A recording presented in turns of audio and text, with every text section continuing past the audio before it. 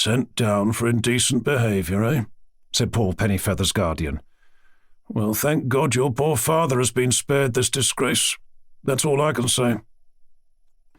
There was a hush in Onslow Square, unbroken except by Paul's guardian's daughter's gramophone playing Gilbert and Sullivan in her little pink boudoir at the top of the stairs. My daughter must know nothing of this, continued Paul's guardian. There was another pause.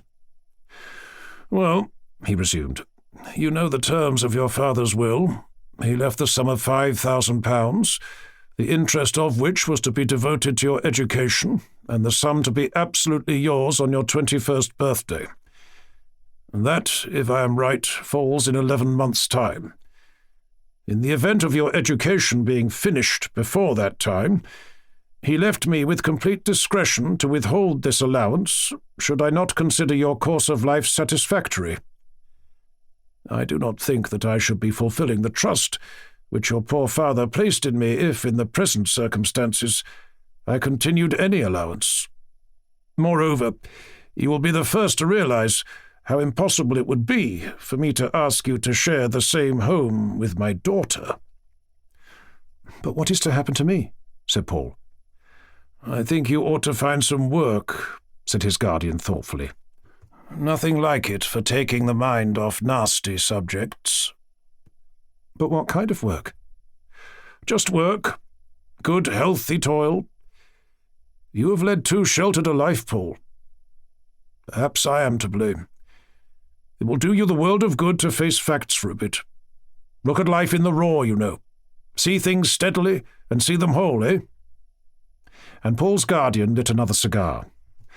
Have I no legal right to any money at all? Asked Paul. None whatever, my dear boy, said his guardian quite cheerfully. That spring, Paul's guardian's daughter had 2 new evening frocks, and, thus glorified, became engaged to a well-conducted young man in the Office of Works. Sent down for indecent behaviour, eh? Said Mr. Levy of Church and Gargoyle, scholastic agents. Well, I don't think we'll say anything about that. In fact, officially, mind, you haven't told me. We call that sort of thing education discontinued for personal reasons. You understand. He picked up the telephone. Mr. Sampson, have we any education discontinued posts, mail, on hand? Right. Bring it up, will you? I think, he added, turning again to Paul, we have just the thing for you. A young man brought in a slip of paper. What about that? Paul read it.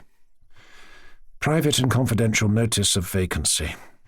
Augustus Fagan, Esquire, Ph.D., Llanabba Castle, North Wales, requires immediately junior assistant master to teach classics and English to university standard with subsidiary mathematics, German and French.